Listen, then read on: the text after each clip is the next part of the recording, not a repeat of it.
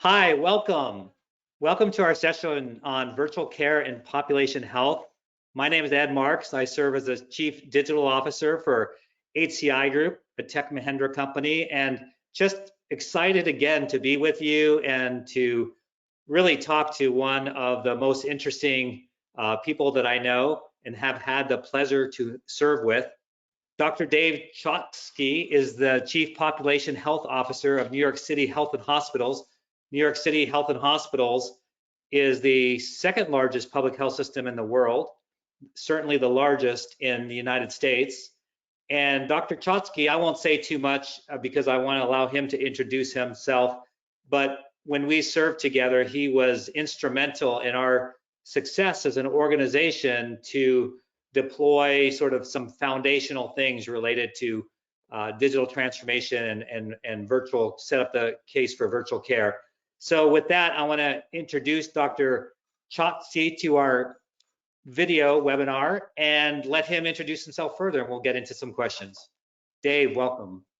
Thank you so much, Ed. I'm really delighted to be a part of your webinar and looking forward to this conversation.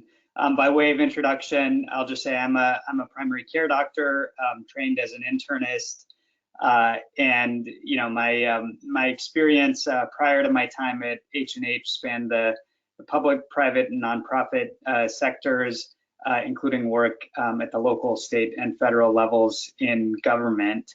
And at Health and Hospitals, I have the privilege of serving as the Chief Population Health Officer, as well as CEO of our Accountable Care organization. And like so many of the people on the call, I'm sure have been fully immersed in our COVID-19 response here over the past few months. Great, thank you. And yeah, and thank you, before I forget, thank you for all that you've done as part of the leadership team there. Incredible people on the front lines and tremendous success that you've had, and we continue to wish for much more. So thank you for that. I want to remind everyone as we jump into questions that one of the reasons, the main reason that we do this live is to get your questions and to have you engage. This is your chance to talk almost directly to Dr. Chokshi and myself. So we do monitor questions and we will go off script as needed and really drive the conversation based on your questions. So I think by this time, everyone knows how to enter questions, and we'll certainly look at those and bring them to the forefront as we move on. So Dr. Chokshi, recently you co-wrote a piece in the JAMA Health Forum talking about emerging lessons from COVID-19 response in New York City. You did that with your CEO, Dr. Katz. And can you tell us a little bit about it? I know it came out a couple of weeks ago, and tell us about some of the lessons that you did learn. Sure. Well, thank you. We wrote this in the middle of April, just as we were starting to emerge from the peak of the crisis in New York City. And our aim was a simple one. It was to see if we could share some of the lessons that might help other jurisdictions, other cities around the world, really, that were confronting the same suffering that we had seen among our patients, our neighbors, our family members. And we highlighted 4 lessons, which I'll just go through briefly here. The first is that public health and healthcare are inherently intertwined. We saw that very directly, particularly with the relationship between physical distancing and other public health measures, and then what we saw across the threshold in terms of ill patients in our emergency departments and ICUs. The second lesson was what we called the primacy of clinician morale, and it really alluded to the idea that yes, we have to count our ventilators and make sure that we have enough hospital beds, but perhaps the most valuable commodity, particularly when so many of our clinical colleagues were facing peril for themselves, was making sure that we had our finger on the pulse of the morale of the team as well. The third lesson was that health equity is not a sideshow during COVID-19. It's the main event. And I'm happy to talk a little bit more about what we meant about that. But briefly, it was to make sure that we keep the idea of health equity at the forefront, particularly during a time of crisis. And then the final lesson we termed moving beyond analytics to intelligence. We found that it was so important not just to have data at our fingertips, but just given how rapidly things were evolving and shifting on the ground, to tie that together with what people were seeing with their own two eyes, with rapid, real-time communication, and knit all of those things together to enable sound decision-making in a time of crisis. No, that's great, and it's a great article. I really encourage everyone to take a look at that article and really learn from the experiences there, because I think it's helpful really to everyone across the globe. So let's shift a little bit, and you did mention it in your examples of the four main learnings, and that's virtual care. And whether advanced care, whether it was the having information at the point in time that you need it, where you need it, the analytics. Can you talk a little bit about some of the things that you deployed, and maybe they were there already but didn't have a lot of legs, if you will, and now they did, or because of all of your work previously to this point in population health. So just curious about the impact, from a virtual care point of view. Yeah, it's been one of the most remarkable things, to see how virtual care has grown by leaps and bounds, sometimes literally overnight in the context of our COVID-19 response. In my mind, I kind of divided up into two major categories. The first was, what did we do directly to take care of the thousands of patients whom we were serving, who were affected by COVID-19 itself? And so, many of my colleagues at health and hospitals really led this work in terms of setting up a hotline for people who are exhibiting symptoms of COVID to call and get triaged and routed to care. We actually coordinated with the city's 311 system to be able to do that. We also stood up very rapidly video-enabled isolation rooms as a way to do screening in our emergency departments and preserve PPE for our clinicians. We use tablets to enable patient-family communication. One of the things that has been the most heart-wrenching to see is people who are going through, the most difficult time of their life, but having to do it, in a doubly difficult way because they didn't have their loved ones next to them holding their hands and helping them get through it. So those tablets were to help enable patient-family communication.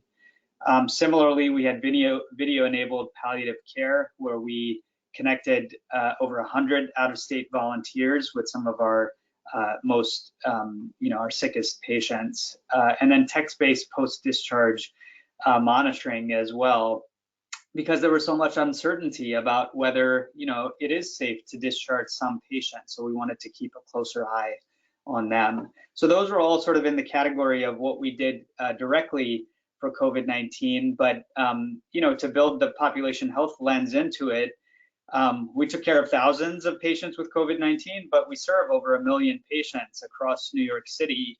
And so at the same time, we had to make sure not to forget about all of those other patients, who were experiencing foregone care, and who were dealing with, a lot of anxiety in their personal lives. So we stood up, very rapidly our telehealth infrastructure, particularly focusing on telephone visits. We went from doing about 500 telephone visits in the month of February to over 50,000 in the month of March, just to show the orders of magnitude increases. We leveraged our e-consult system, that we had built up previously to extend specialty care as well. And then finally, we really focused on access to behavioral health services, given the mental health consequences associated with COVID, and that included a novel virtual buprenorphine clinic. Yeah, it's impressive the way but I'm not surprised, having served with many of the mission-oriented leaders and clinicians, how you all responded so quickly and with a lot of creativity when it comes to virtual. What are your thoughts about, and then we're going to switch to population health more specifically in a minute, but you just described, I don't know, probably 10 things I wrote down that you did from a virtual care perspective. How much of that is going to become sort of permanent in the future? So as we beat this pandemic, is a lot of this, how much will retreat, how much will stay? I would love to hear your opinion on that. Yeah, well, I think we're all sort of acclimating to this brave new world that we're in. And one of the challenges for me, back in April, I was thinking about more of a post-pandemic world. And I think May has brought with it a kind of a shift in mindset that we're in a post-surge but pre-vaccine, world. And so we're going to be in this situation for many months, and I think that has advantages and disadvantages. But I think one of the advantages is it really helps us sort of develop and mature that virtual care infrastructure that I talked about. And I'm an optimist, with respect to how much of this will be durable, and longer lasting for our patients. I think we're going to have to become even bolder, with respect to investing and shifting in our virtual care infrastructure. And I guess what I worry about is making sure that the policy and the reimbursement follows suit. I think we've been able to demonstrate rapid changes on the delivery side, but that has to be supported by financial investments and the right policy as well. Yeah, that's I agree with with your point of view on that. So let's take that now and shift to population health. So obviously the pandemic has influenced the technology to a great degree. How do you plan to now further utilize that in population health? And then I'll have we have some questions coming in. So again, this is live. So for those of you on part of the live audience, please submit your questions. We have one that'll be a follow-on to the one I'm just asking. And again, I'll just repeat it. And that is, going forward with population health, now that we've had this experience with virtual care through the pandemic, and like you talked about, sort of this interim state that we'll be in for quite some time, what tools are you going to continue to push on and look at in terms of managing populations? Yeah, great question. And the first thing that I'll say is that it depends a little bit on how we think about population health. And our approach at Health and Hospitals over the last 5 years or so has been to consider population health with this definition, that it's really about a more proactive approach to addressing avoidable human suffering, and taking that vision and making it very tangible and real, for the patients that we serve on the ground. So we have, a few strategies that help us operationalize that vision. But I think one that feels particularly salient right now is the idea of getting beyond, sort of what I think of as the tyranny of the in-person visit. So much of how, we've organized healthcare delivery has been dependent on who crosses our threshold and when. And, I think about the patients that I take care of myself in the primary care clinic at Bellevue.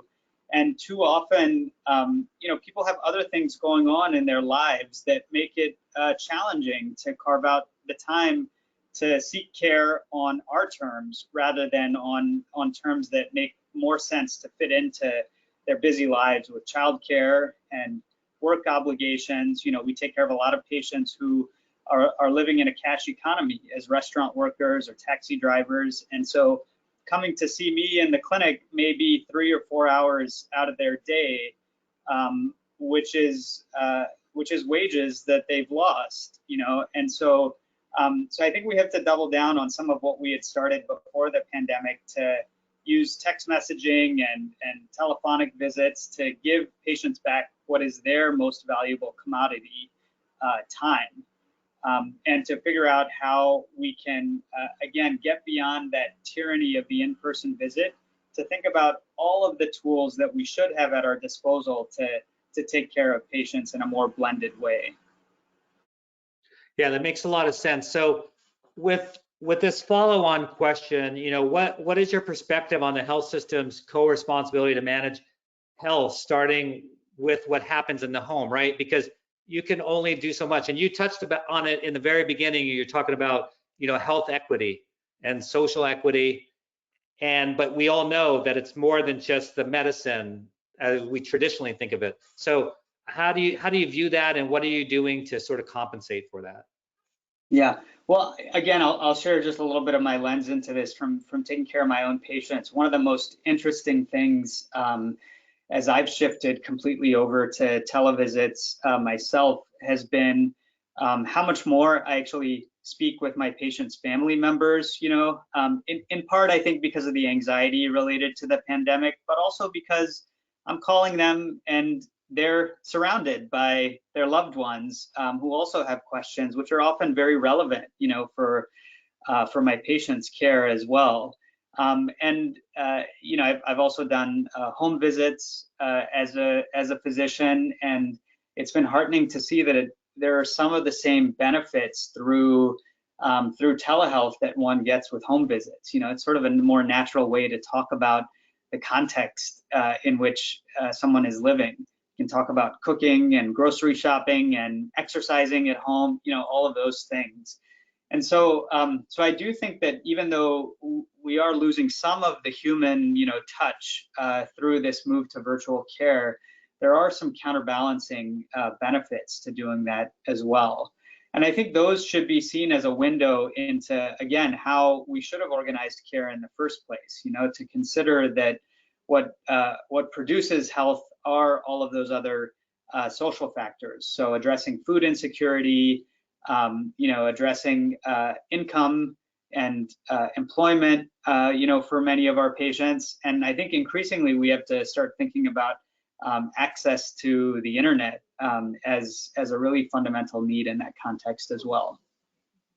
Yeah, and I think you're spot on the family. I just wrote down as a note, you didn't say it quite like this, but sort of that family-centered care, because you're right, with the virtual visit, you're getting a lot more of the family engaged, which creates transparency, accountability. I know I had a couple of health issues, and I know when my wife was with me in the meeting with the physician, I mean, when I got home, she made sure that all those things happened, whether it was physical therapy or eating right, whatever the list might be. And I have to imagine, I am sure there'll be studies done or are done, have been done, but have to imagine that leads to much greater outcome as a result. So I can see that. Dave, Yeah. you also touched on something that's important to me, and I know it's important to you, and that is that human touch, and how you gave some examples how during very difficult moments in people's lives, you had to be very creative with iPads and things of that nature. And as we move more and more to this virtual world, again, the pandemic sort of accelerated that direction. How do we retain, like I would love to hear from a clinician perspective, that empathy for the patient when now you've got some technology maybe in between you and the patient? Yeah, I think it's one of our foremost challenges, and I think it belies easy solutions. One of the reasons that I think it's worked reasonably well, at least in my experience, is that I already had relationships forged with so many of my patients, and so hearing my voice, and increasingly seeing me, through a video visit is a familiar sight or a familiar sound, and that can be reassuring, particularly in a time like this.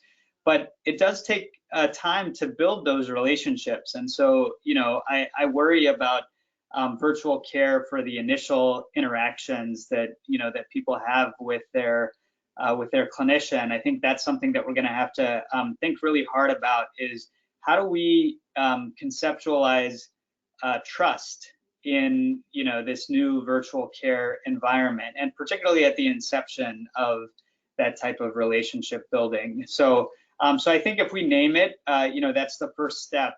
And then I think the other piece of it is that virtual care does give us a chance to perhaps be higher touch in some ways. Again, the every 3 months visit, or every 6 months, or every 12 months that we all know is relatively arbitrary and not really an evidence-based way of delivering care. I think we can get much more sophisticated about being higher touch, particularly for our highest risk patients who really need more than that frequency of of being in touch with their clinician. That's that's a great perspective, and again, I appreciate the way that you and the members of the clinical staff at New York City Health and Hospitals, at least my experience was very patient-centric.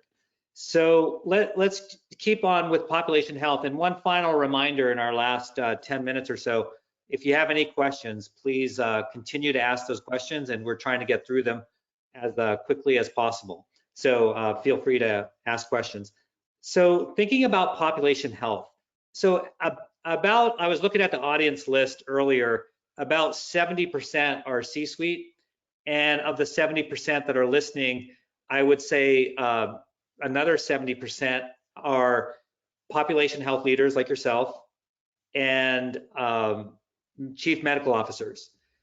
And I think what everyone is sort of top of mind is what else. So you have a chance to speak not only to your peers, but then the other side are the IT people and CIOs. And what would you love to see with population health come next? Like with a little spin, since we're talking virtual care on the virtual side, but it could be analytics, it could be any changes that need to happen to make it more effective than it is today. Yeah, the future of population health. I think again, we're all figuring this out. I think one of the things that the response to the pandemic has really pushed forward in my mind is, again, the idea of population health as working in the interstices of the problems that we're all trying to confront. And I think it allows us to develop models of care where we consider not just physical health issues, but also behavioral health. And then ultimately thinking about it as a triangle with social needs as the third pillar there. And all of our care models, whether you're a chief medical officer or a population health lead, I think should flow from that framework to say, how is it that we can further integrate what we're doing, across the analytics, across frontline clinicians, across people who are actually developing those new programs, to take into account that integration across physical health, behavioral health, and social needs. And what do you think about, again, on the lines of population health and other possibilities? It seems to me, and again, I'm not nearly in the same level of depth as you are with this, but population health across systems or across state or from a national and then a global perspective, I think the pandemic showed us some gaps in between and made it hard to really respond on a more global basis. Any thoughts around that and what you'd think might help for a solution in the future? Yeah, well, one of the things that I keep in mind, because I really consider myself someone who came to medicine with a public health heart. All of my experience before I was trained as a clinician was in public health. And you go into any health department and you say, hey, let's talk about population health. They'll say, well, welcome to the party. We've been talking about this for centuries, certainly for decades. And I think that that's something else that is really going to emerge from our collective experience with COVID response, is the idea that we need to have much deeper partnership between people who have that public health mindset, people who think in denominators, who think about all of the patients who don't cross the threshold, what I consider the patients we do not see, and using the tools that are the bread and butter, on the public health side, but figuring out how to link them with the massive resources and the clinical expertise that we have on the healthcare side. So, like, one very concrete example here is, everyone's talking about testing and contact tracing, and that has to be a complete, synergy between healthcare and public health. So, I'm hopeful that population health as a field will really help to drive that collaboration forward. Yeah, that was one of my key learnings, from this whole pandemic is just how the importance of public health. And I knew it when I served in New York City. It really opened my eyes, but even after now and going through this, my wish is that everyone, whether they're an IT person, a clinician, could serve in public health at least part of their career. It's an eye opener. The work, the service that you do for populations like New York, but obviously it's broader than just New York City, is just phenomenal. And I'm not saying, I gotta be careful here. I'm not saying anything negative about non-public health, but it's the rubber meets the road in a big Yeah. way. These people that need care a lot. I'll say, Ed, you'll particularly appreciate this. You know, public health is the area that people don't recognize until something goes wrong. And we've definitely seen that. We've seen the underinvestment in public health really, the chickens come home to roost with that. But the part that you'll appreciate, I think, is that I think about IT as sort of the public health of healthcare delivery. You know, people don't appreciate the systems and everything that undergirds the clinical care that we deliver is so inherently tied to information technology. So IT is kind of the public health of healthcare. Yeah, no, that's that's a good analogy. We had one last question come in via text, and this is really a free question, if you will. What is one message, like I mentioned, sort of the makeup of the audience today, so whether it's a message for IT or a message to peers, or there's also about that other 70% I mentioned, the other 30% are vendors and things. What's one message you would love to just share to everyone in our audience? The single message is that we have to keep health equity at the center of our response to COVID-19, and it's inherently tied to both virtual care and population health. One of the things that has left the deepest impression on me in being a part of COVID response is that we could move mountains on so many things. We stood up ICUs overnight. We turned a convention center into a makeshift hospital. We built a telehealth infrastructure literally within days. There have been so many inspiring examples to me, and particularly our clinical staff, who have stepped up. But I think we have to kind of take that to its logical conclusion, which is, what are things that we should be moving mountains for, but we haven't yet? And so one of the things that really troubles me is the racial disparities, that we're seeing in COVID response. And so let's make it one of those other things that we all collectively decide is just unacceptable. And, we have to change. We have to move mountains to address health equity in our response as well. Yeah, no, I love that. That's a great message for all of us. Absolutely. As we close, Dave, again, thank you so much. Thank you for what you and your teams are doing at New York City Health and Hospitals. Thank you for your leadership overall. You're a very inspiring person to me, and I'm glad that you were able to take some time to be with us today and interact. So thank you very much. Thank you, Ed. We appreciate it. So we have a couple in the last 30 seconds here, just to let everyone know, we have a couple upcoming webinars. We have a digital transformation series that continues. It's based on a book that's coming out in August called Healthcare Digital Transformation. We actually finished it over the weekend because we had to stop the printing press because of the pandemic.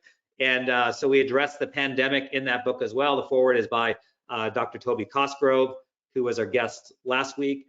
We have a virtual care series considered with Dr. Matt Lambert. So Dave, you remember Dr. Lambert very well. He was our Chief Medical Information Officer. And then finally in June, we continue with our Digital Unplugged series with Suja. She's the Chief Digital Officer at Common Spirit. So that looks to be a fascinating conversation as well. So again, on behalf of HCI, and again, with major thanks to Dr. Chokshi, thank you everyone for joining us today, and hope you have a great day. Thank you, Ed. Take care, everyone.